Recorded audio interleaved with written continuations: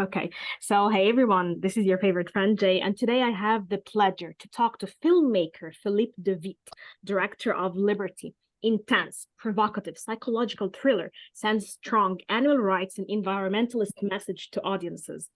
I mean, films like Liberty are what we need these days, and I'm so honored to talk about it. Also, I'm honored to be joined by Nicholas Michael McGovern.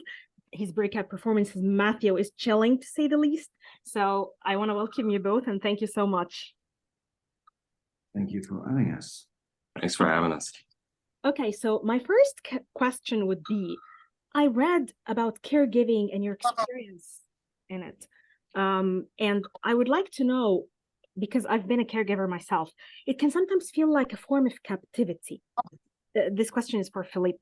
So what I want to know is, when you put caregiving in a situation, in a context, as like something, a human experience, and then you have the movie where you have captives, where you have someone taking people as captives, how does sometimes your internal experiences in real life affect how you translate it into art, and how did you capture the feeling of captivity so well? Because it could sometimes be it's the best and the ultimate highest form of taking care of someone else, but at the same time it could take you yourself as a captive to the sickness, to taking care of someone you love. I would like to know your comment on that. Okay, so there's a sentence that Matt, which is the name of the lead actor, say during the movie. And he said, okay, what I wanted to show is that the effects of captivity are the same for human as for animals. And for example, just to name a few, I mean, the consequences of captivities, inability to express species-specific behaviors, boredom. There's a scene that shows about boredom, that we speak about boredom, passivity, loneliness, anxiety, psychological distress, violence, non-reproduction. And so, I mean, the effects of captivity is quite the same for human as for animals. And we don't have, there is a kind of misinformation. And we have the feeling that all the animals in captivity, okay, they just look great. They just suffer in silence. That's the difference. Definitely. I totally agree. There is a great opening shot of bodies all over each other in the cage, and I really love this shot so much. And I wanted to know, did you have like certain painting inspiration behind it? Because it felt so kind of like I must say, Baroque, Rococo. It felt very artistic, I must say. The bodies over each other. Yes, I felt it resembled the fact that maybe we put animals together in a cage and we don't even know how they feel, but it also gave me this artistic experience behind it. So I want to know, what was your experience behind that shot? I can't say that it is based on a painting, but what I do like is the voiceover of Matt, so I mean the lead actor, and he's speaking about, about when they wake up, they're weak. And so they are really talking about animals. And so we expect to see animals inside the cage. And step by step, we see a hand, a foot, and that is what I wanted to create. Step by step, we discover that what is inside is not animals, but it is real people. Wonderful. So Nicholas, this portrayal, this performance is chilling, to say the least, but I feel that this is a very unconventional character. How did you approach it as an actor? Unconventional is a good word. I think you have to, especially with the time. I mean, I think I got the script and the offer probably about a month prior to us flying to Belgium to shoot the first portion of this, which was all in the studio, and it was everything with the caged occupants. And then we had a 4-month break before we went and finished in Calgary and saw the exterior stuff. It's not a lot of time, at least for that initial shoot, but it's informative time, because it takes a lot of left brain work, a lot of sort of analytical work, a lot of time referencing the authors and poets that Matt speaks of, a lot of time exploring the roots of extremist psychology and, anything that you think might be informative. But the first clue I got, there was a heavy Native American presence in the script, and so I sort of deducted based on where this took place that Matt was involved or somehow connected to the Blackfeet. And a lot of my initial reading was about rites of passage and vision quest. And to me, that's what this sort of boiled down to with him. If I had to simplify it, was that, you know, this journey for him was a way, a misappropriated way of trying to affirm his life and give it value and worth in a way that he didn't get as a child. And that's hopefully where you see some of the state of arrested development, his kind of childlike quality in the way he speaks, the way he interacts with them. It's sort of finally getting a chance to manifest in this really unhealthy way. So how you approach it with the time is like you don't dip your toe in the water, you just dive in. You know, I quit my job. I quit my job, and they're very understanding. It's a good thing about working in New York. People tend to get that, you know, when you have a chance, you go make the most of it. But it was very, you know, head down in the script, head down and reading material, doing whatever I had to do to change the things physically I wanted to change, and sort of till the soil as best you can. And then when you show up on set, it's, you know, you deal with what's in front of you. And trust that whatever the time you had to prepare was all informative, because even though that was short, it sort of forced me to get acquainted with his extremism, you know. So you just trust, I think. Okay, so for me, he was a character completely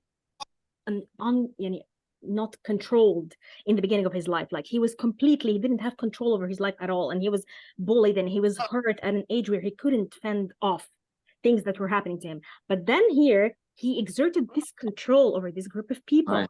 And then you have yourself, the actor, Nicholas, and it's cut, and it's, Nicholas, can you do this again for me? Can you go there? I need you. I need the close-up. So how do you shift from complete control as a character, and then it's cut, and then oh my God, I'm back to real life? I don't know, how do you do these shifts as an actor? How easy or hard? Well, I think if I'm working how I want to work, there isn't much of a shift. Hopefully you're taking in whatever you're getting take to take and allowing it to inform you sort of through the filter of Matt, you know. And the way Phil constructed this film, I really got to use our crew as Matt's crew, you know. So that line between when we called cut and action, I intentionally sort of wanted to remain blurred about it. You know, so you don't, I mean, at least I don't. I mean, of course you have to be receptive to notes, and you know, Phil and I had a lot of fruitful conversation outside of the day to shoot, but also the nature of sort of guerrilla filmmaking, especially when we were in Calgary dealing with some national parks. You know, you're waiting for a permit, you're waiting, you finally get it and you go. I think you're just trying to kind of keep yourself in a vague sense of character and of energy and of connecting to that wound you're talking about. That's where it all has to sort of be acted from, is yeah, what's been done onto him, as you so kind of eloquently put. Exactly. So Philippe, there was a great contrast between all the scenes within the cage, inside the captive place, and then you go outside and it's nature and it's beautiful. There is a great tonal shift, great shift between the nature scenes. Even the lighting is different inside the cage, or even every time Matt is interacting with other people, you can feel the confinement, the low lighting. I want to know, how did you approach the difference? Were you trying to get us into his psyche, how he's always confined by these complex places, all these closed places, and then he's out in nature where he's at his best self? Well, the thing is that, but regarding the story, Matt is an animal park guy, so he brings tourists during the day to show him the beauty of the nature, of the animal living freely. So, I mean, that makes sense that, you know, to go outside and to find an amazing location that we found. And on the other hand, there is the story. There is, I mean, the consequences that we have to show. I mean, and that was only possible inside a cage, inside a barn that we suppose that is also located there. And so I think it is a good contrast also, and we need some grief because some scene inside the cage we can have some violence, or we can have some scene are quite strong, and so I think we need also kind of breathe. Go, oh, I need to go outside. I need to wow. So I think probably the film is stronger to have some, you know, some breaks when we go outside. We go with Matt from this amazing place, talking about birds, about animals living freely. So this is great to how we come back to the nature, which is, you know, the message of the movie. I mean, to preserve, you know, the nature, all living beings. But I mean, to be able to do that, it's good to go. We go inside the cage and then we go outside, you know, in wildlife. So that was the goal, and not to stay during an hour inside the cage. And Yeah, definitely. Okay, so there were many vulnerable moments in this movie, whether it's the captives, whether it's Matt. And I want to know, as a director, how do you ensure safety emotionally for your crew, for your actors when they're doing all these very vulnerable, very intense scenes? Like, how do you have these conversations and how do you protect them emotionally so that you get what you want and at the same time they're not fully, you know, like drained and stuff like that? I would say there's different things. First, I mean, I like to give kind of freedom to every actor. Okay, for sure. I mean, they know their lines perfectly by heart. Okay, but I like also, you know, I'm based in Belgium. You know, even if the script was well translated, blah blah blah. You say, I mean, I want them to bring their own experience. You know, okay, if there is something about sad, about anger, you know, probably they would say it would be the same, but say in a different way. So for me, it's very important to give them freedom on the set. So that is one thing. And if I could say also for sure, all the actors, what they did, are just amazing. The cast is amazing. They are all my first choice, which is a gift. Wow. Probably I made about 600 people, and all the people inside the movie, they were my first choice, the first choice of Pat Golden, who is the casting director. She works with David Lynch, Oliver Stone, just to name a few.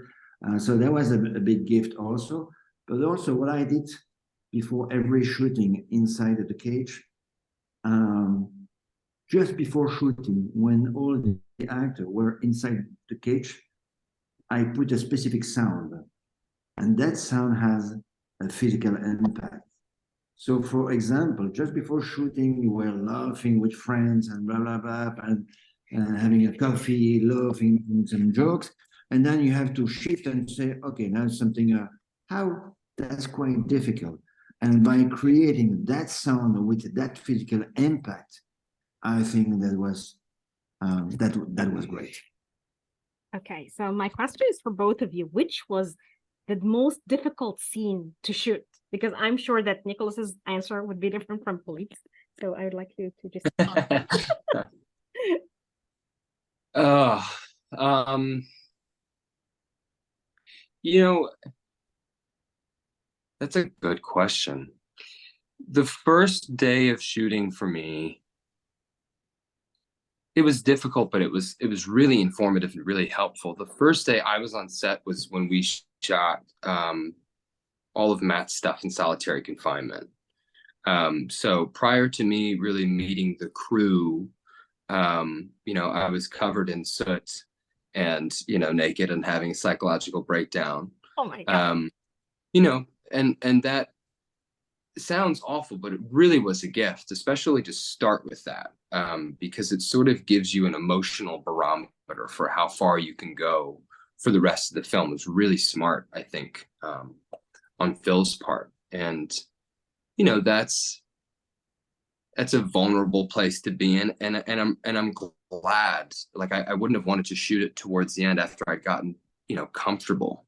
with the process and how we were working and comfortable with the people we shot. This was a small but mighty team. We really grew to love and care for each other. So, I remember that day, and it was, of course, like a 6 a.m. call or 7 a.m. call or something like that. You're covered in charcoal and in a cold, jail cell, and you have to go through it, and you fill yourself up with the things you have to fill yourself up with. And so much of acting, I think, is just being willing and open and honest. And but I had all the sort of right combination of things to assist me in that. What Phil just talked about with sort of playing an ambient, setting and an ambience with tone and with music, that was definitely a part of it. Gentle whispers, take to take, about maybe something new to explore. So not an easy first day, but a really fulfilling one, and a really great place for me as an actor to start working from. Okay, so Philippe, which was your most difficult scene to shoot? I don't have a specific one for sure. I mean, the first day that we start, to shoot with Matt, it wasn't something very easy. It was something very strong, naked, with strong emotion, very strong emotion. We start also to know each other, so that was something. But I would say, working with 6 people inside a cage with different motivation, with different emotions, with another guy, the anti-hero outside the cage, making some. So yeah, which means that for every scene, it was always like challenging. About, okay, there is Matt outside the cage, and there's 6 people inside with different emotion. So for me, I would say every scene was challenging. I don't know.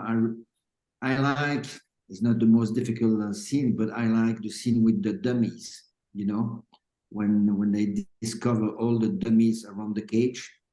I find this strong. I find this is something that I really enjoy. And it could be even a simple scene when Matt throws beach balls inside the cage. Say, what?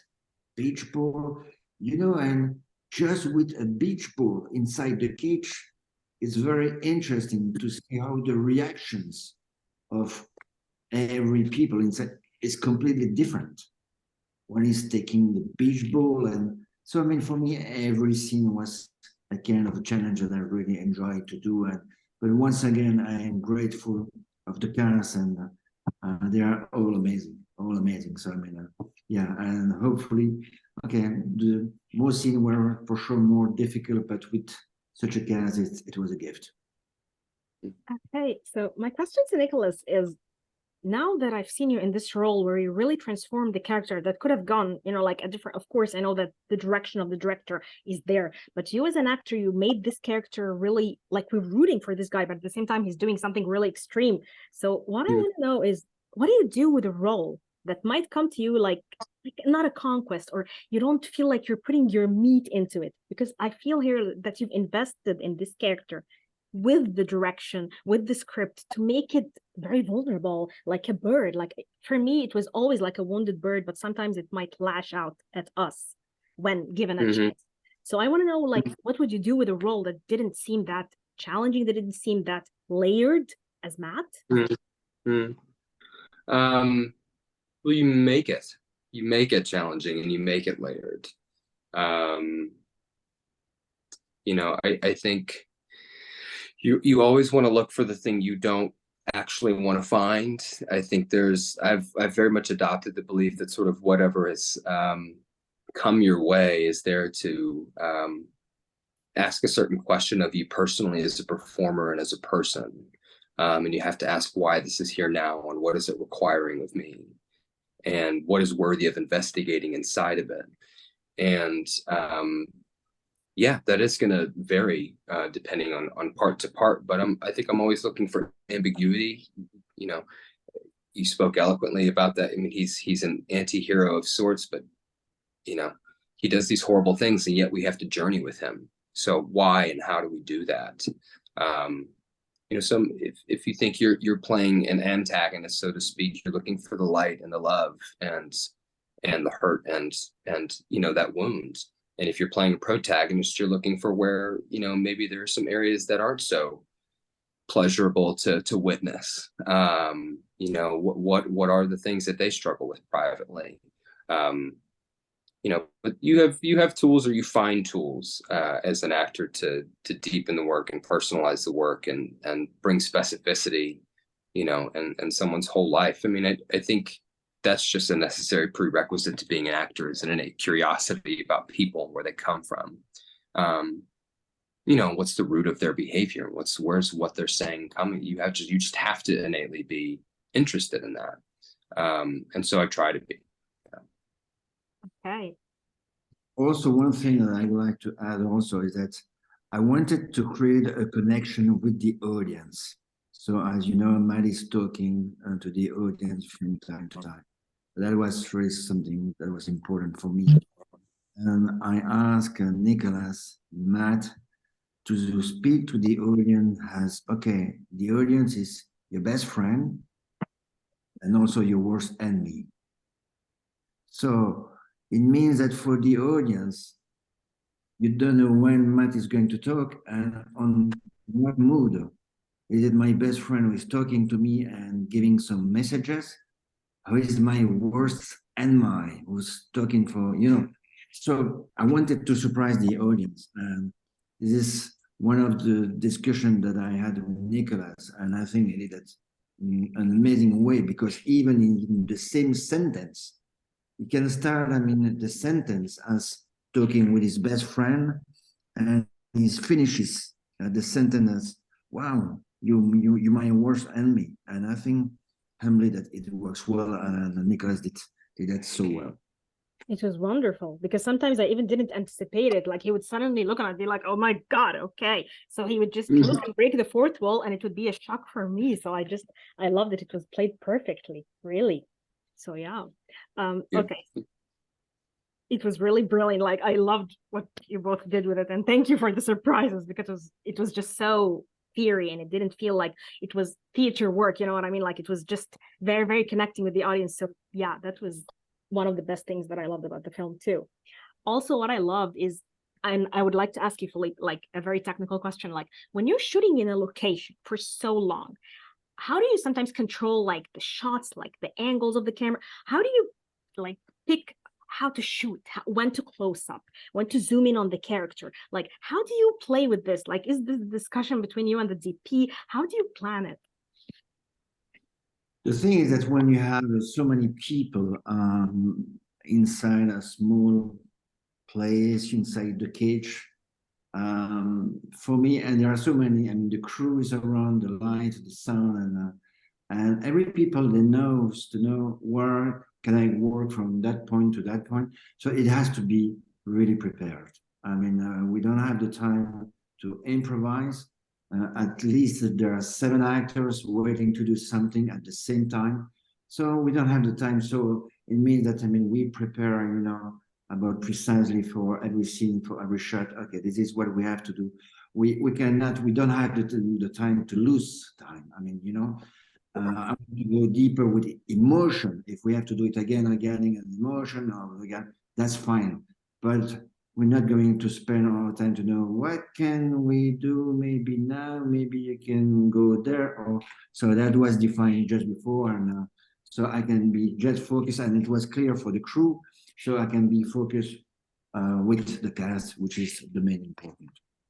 Okay, so my final question to both of you is, what do you want people to take from this film?